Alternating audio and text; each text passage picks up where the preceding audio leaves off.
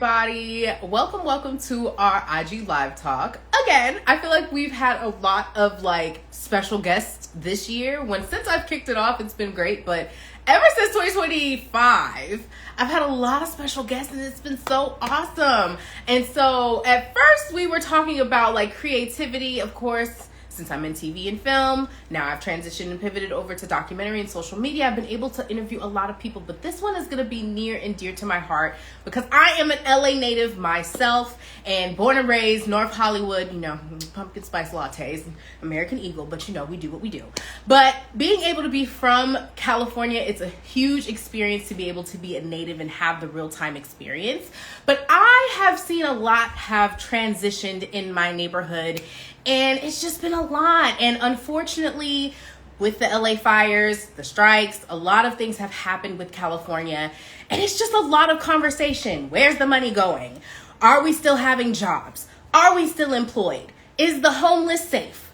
Who is getting the money? Where's the money going? And so instead of me trying to figure out all the things, I have been able to have a huge opportunity to be able to talk to an LA council member herself and an LA native herself. It's so exciting. So get your pen and paper ready. Make sure you have all the entities because we have a short time this period, but we're going to try to get all the questions as possible. So let me go ahead and get our special guest, LA council member for the District 1 specifically.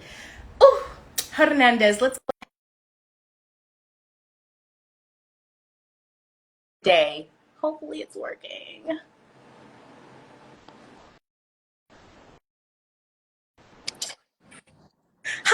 Hi. Good afternoon. Good afternoon. Thank you so much for having me today. Thank you for your invitation. First of all, I am a fan because I actually was captivated from one of your videos that you had. I think you had visited a campus a couple weeks ago, and you really were bringing awareness in regards to the budgets, and especially with the LA city. A lot of things have been happening with the budgets, especially for me as a native. I know, born and raised, they always talk about the numbers and various entities, but I never really took a heed to it until LA fires and really just all of the opportunities and resources that I remember that I had as a kid is gone. So definitely thank you so much, LA Council Member Hernandez for District 1. Thank you so much for being on the IG Live Talk platform. So I'm just going to go ahead and straight into it. Budgets. What is happening? And for you, I know you're born and raised here in LA as well. What made you kind of take the steps in becoming into the council member world, and what made you just gravitate in that space? Well, I before I was a council member, I spent about a decade working on criminal justice reform issues. Wow. So a lot of my loved ones, family were impacted by the carceral system, problematic substance use, mental health needs, were evicted during the last recession in 2008. And so that motivated me to try to change the laws, to change policies, to change our budgets, to actually help them and support them. And eventually, after 10 years of that work, I saw that there was a real gap in leadership for the representative of the area I lived in. And there was women who make a living collecting the recyclables. And I knew that if leadership didn't change, that they would no longer be able to afford to live in this district. And so I decided to run after I saw the lack of leadership during COVID-19. But, it's been hard. I'm going into my third year, but it's been a great opportunity to be able to fight at the table instead of just being on the menu. Wow, that is a mantra within itself. Please, everybody write that down, because there is a difference when you're in the room, but being able to have a voice at and make your own entities, that's the game changer. So first of all, thank you so much for 3 years. That's within itself. I know you've seen a whole wave within the first year that you started until now. What has been some of the things that you've seen as far as the concerns that you came in your first year, and then has it changed? Has it been resolved, or do you see even more problems in your third year? Well, I will say that when I came in, I had an idea of what the city was and how it ran, and what my priorities should be, and what I uplift for my community. But now being in year 3, I see how the system works. I see how we can get resources for our community, and I see what we have to do to bring in the community to make decisions on the policies that they want to see. For example, I didn't think that it would be of interest to push on public works issues. What are public works issues? Yeah. Those are the trees, the sidewalks, the street lights, and fixing those. But as being in office, going into my third year, I've noticed that last year we paid $78 million just in lawsuits for trip and falls. Wow. It takes us 10 years to fix a sidewalk if it gets on the fix it list. It takes us 15 years to trim a tree, 5 years to put in a blue handicap curb, and all of those things are because of how we've been spending our money. And that's one of the biggest things I've learned so far. Like, yeah, people talk about, oh, my taxes pay for the government, but nobody knows what that actually means in real life. And what that actually means in real life is that we spend most of our money in certain departments and cut from the ones that are uplifting our quality of life and supporting our families. And you know what's so crazy? Like, because I am in film and TV, and so I now am recognizing budgets because our world is being cut. And it's, shout out to Stay in LA 2025 and those like entities that are pushing for our government to be able to get a little something to push those tax incentives to like make sure we have employment here. But it made me kind of open my eyes to like what was at home, and what started to become an issue for me was the homeless encampments. And, I actually have a personal issue and a personal story of mine that everybody doesn't know, but this is the first time of me expressing it. And the homeless encampments was so bad that like our neighborhood had to come together and be like, call like the numbers and call the district, well, ours is District 13, to be able to stop it. And we had an encounterment with a specific department, and the ones that usually would get the most funding, they said that they're still short staffed and they could not help us in that moment. And it, unfortunately, some of our trees have been damaged. Some of like the grandmother that lives in our neighborhood has to help and take lead, because like our own people that you would feel like that they would be safe are just, it's like monopoly right now. It's like nobody's really like giving us the numbers and giving us the truth. So for you, I love that you are like 10 toes down, giving the awareness, like, no, our locals need to know about the budgets and need to know the numbers so that way we can vote and be able to support correctly. And so for those that are like LA local natives like myself, why is it so important for us to know the numbers, to know the budgets, especially the ones that are coming up this year? Because they have a direct impact on your life, on the quality of your life. Like whether you can take a dash bus safely, whether you can walk in your street safely at night, whether the street lights are on, whether the trees are trimmed, whether your trash gets taken out. Like we talk about the budgets and maybe they feel far away, but they literally impact the quality of your life. And also when we talk about homelessness, there's a lot of work to be done to track and hold accountable homelessness dollars, but we definitely don't put enough in stopping people from becoming homeless in the first place. Right. We have not done enough to stop the eviction to homelessness pipeline. Your budget, your local budget, can go to supporting people, making sure that they don't fall into homelessness. And so why people need to get engaged is because it impacts every single person, whether you're a homeowner, whether you're a property owner, whether you're a renter. Our city budget is supposed to be delivering services and making sure that our communities are whole. And if people are not paying attention to the budget, which I'm gonna be honest, our communities have not been paying attention to the budget for a long time in mass numbers, right? Yeah. And that's why we keep getting the short end of the stick. That's why we don't get the investments that we need to see. And so if people want to see their community at a higher level with less trash, less litter, that's possible if the investments were made through our city budget, through your tax dollars. When you look at the whole city budget, there's two buckets. It's money that's generated from your local tax dollars, property taxes, when you pay rent, when you go to the grocery store, when you stay at a hotel.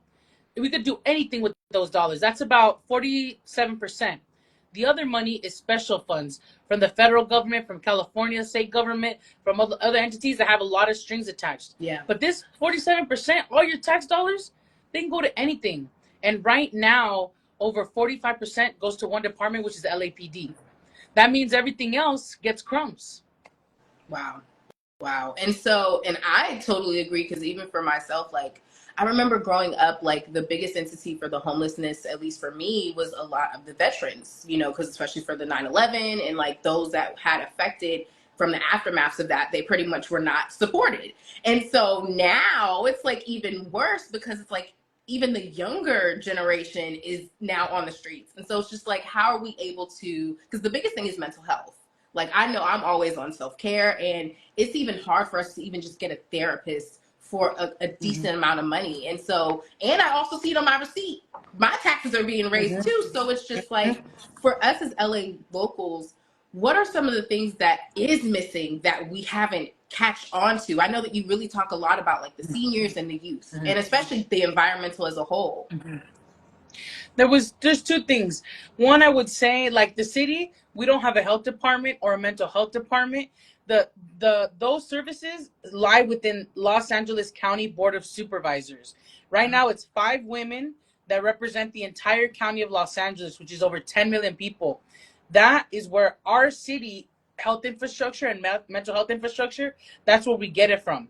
Which means that sometimes it's hard to get it because there's 88 cities in the entire county of Los Angeles. And so one thing I would just say is, like, one, understand the different levels of government, who controls what money, and where the different systems exist. But another thing is that we can develop unarmed crisis response teams. So when we think about people going through a mental health crisis, maybe someone experiencing homelessness that's maybe loitering at a business or something like that, it doesn't need to be police to answer that call. There are teams, we're running a pilot right now in the city, unarmed crisis response pilot, where you have clinicians, peers, people impacted by different systems, being the folks who respond to these calls, and preventing, from the calls escalating. They've had over 6,000 calls since that program started last year, and less than 4% of those calls have they needed police backup. And that, like, one call, let's say we're talking about one call, right? If you send a police officer, the cost is $85. If you send an unarmed crisis response team, it's $35. And so even thinking just being more fiscally responsible, using our dollars better. Like, this is a program that's in a pilot form that we need to scale up to the entire city, so it can respond everywhere for everyone, people who are housed and people who are experiencing homelessness. And so that's something I think a lot of people in all our communities are looking for, like, who can I call when someone needs help, but police are not the answer. And that's something that a lot of us are trying to build here at the city, because yes, the county holds the Department of Mental Health and other services, but we have a responsibility as a city to make sure that we can provide some of these things that are going to keep our folks safe and alive. So that's what I'm focused on, and that's, I think, one thing I hope that our folks can connect to, because we need it. Yeah. And oh my gosh, okay, so I got my 2 questions, because I know time is time. So I know that the biggest things that are coming up, a lot of big events are coming into LA, especially with the Olympics happening. I know with the LA, I think we lost her. Let me see if we can get her back. Oh, we were just getting good. Okay, let me see if we can try to get her back. Let's see. Oh, because I still have my questions. Oh, wonderful. So the 2 questions. I see. Sorry about that.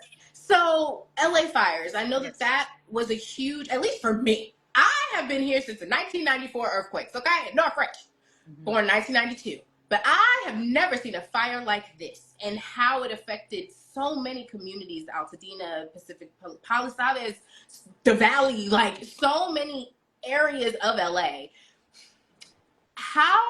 Because I know when I was growing up, they used to give earthquake drills. They kind of gave us fire drills. They gave us some preparations for prevention.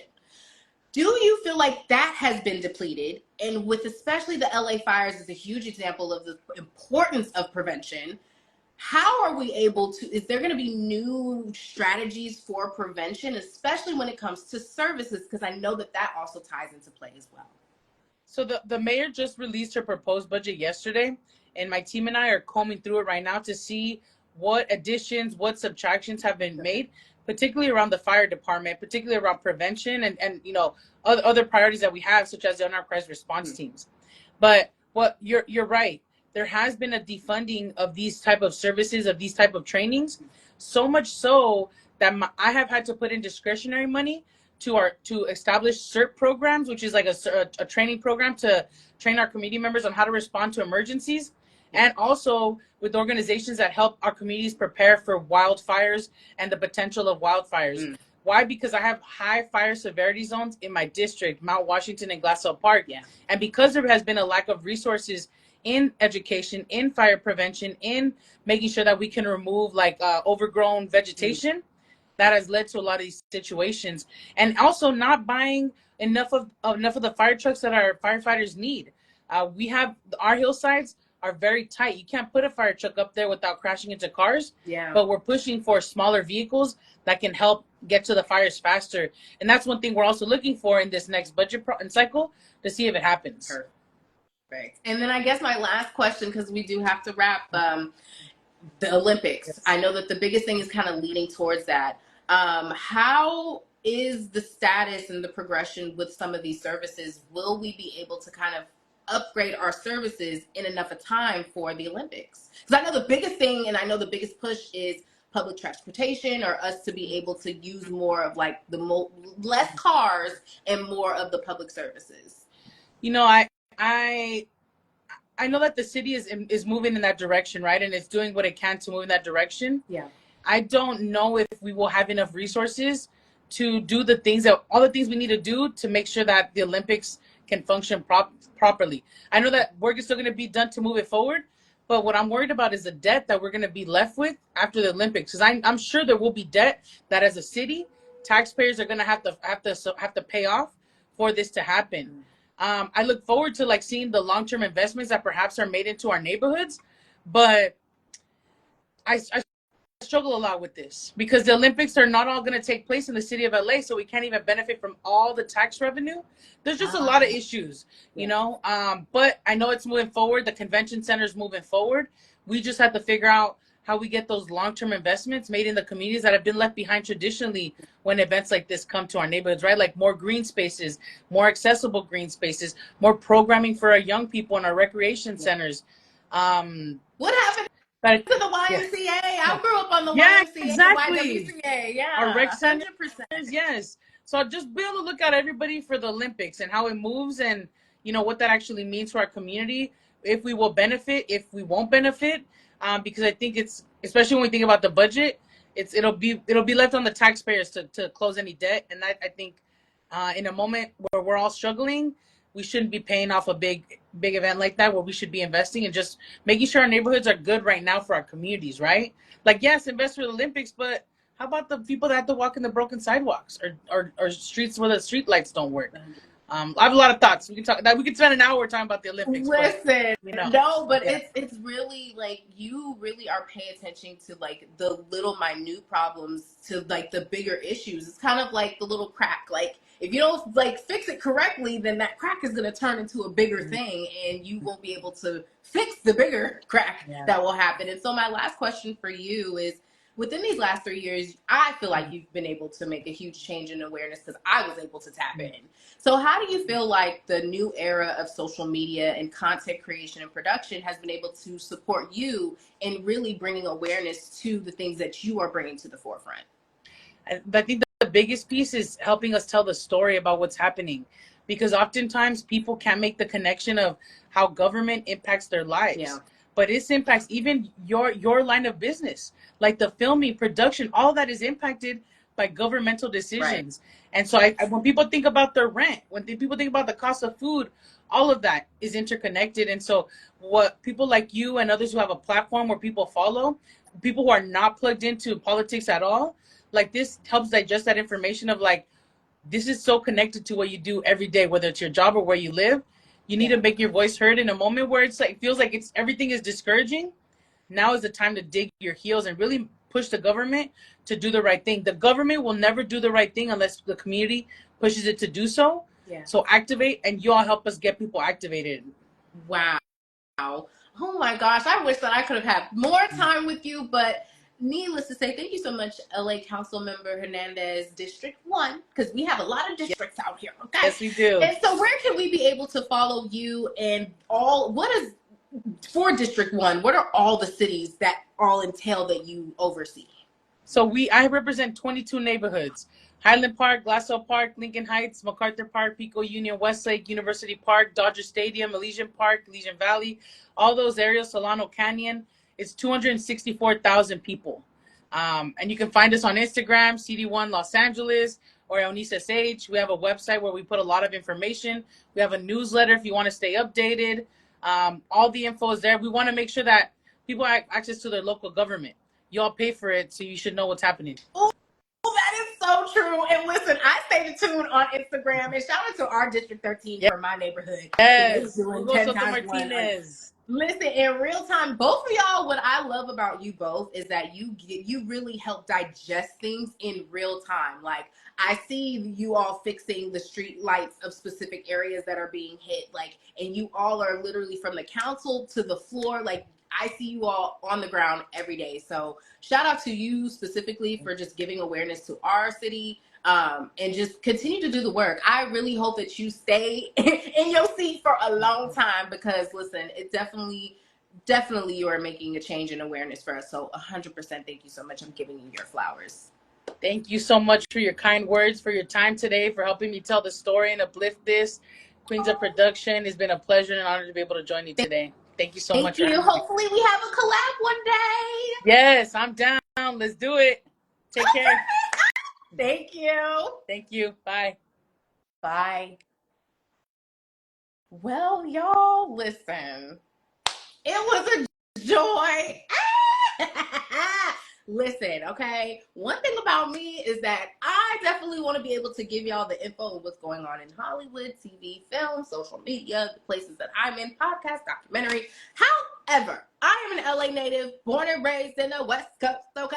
So I'm going to make sure to give you the information that is going to be specifically for LA. And I feel like the hugest thing, like I said, the tax incentives that are going on with film and TV, there's a lot of things that are going on in LA as a whole in general. So yes, if you missed this interview, definitely you will see the full interview with LA Councilmember Hernandez, District 1, because again, we have a lot of districts up here. So she oversees for District 1. And if you miss it, we will automatically have the full interview here on our platform, and we'll make sure to have it in all of our entities, our groups, our VIPs, our Slacks, for those that don't do social media, and all the things. But it was a joy to have a conversation, just because we need to be able to stay in the know, and especially with the budgets, you see where the money is being allocated, okay? So you just got to know where you need to pivot and where you need to maneuver to. So make sure, if you missed out on my story, I always make sure I go and do interviews and do all the things and make sure that I tell my story and tell the gems just like everyone. So if you miss out this Thursday,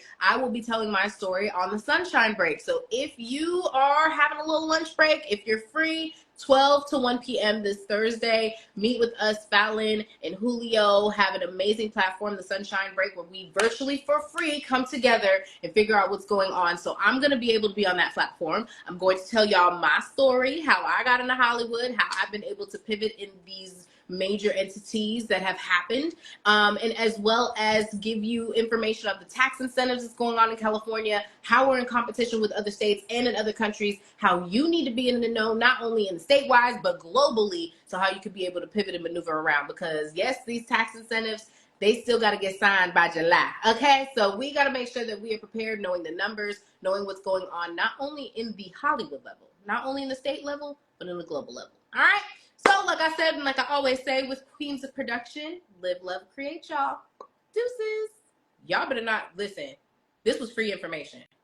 And the stuff that she said, clock it.